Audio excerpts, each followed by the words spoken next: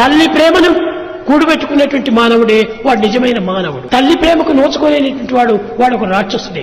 కనుకనే తల్లి ప్రేమను నోచుకోండి, తల్లి ప్రేమను అందుకోండి, తల్లిని గౌరవించండి. తల్లికి మనం జీవితం అంతా మనం అర్పితం చేయాలి.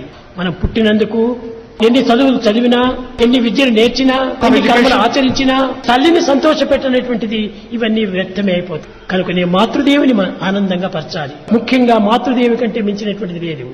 మాతృదేవో భవ, పితృదేవో భవ, ఆచార్య దేవో భవ, అతిథి దేవో భవ. మొట్టమొదట మాతృదేవి. వ్యక్తి మొదలైన కూడా కుమారుడిని ప్రేమించుకుని తప్పదు. కొన్ని వ్యక్తిగతమైన కొన్ని ద్వేషాలు వచ్చినప్పటికీ కానీ కుమారుడు అంటే ప్రేమగా ఉంటుంటారు. ప్రేమ స్వరూపులారా, ప్రతి వ్యక్తి కూడాను తమ తల్లిని తప్ప గౌరవించాలి.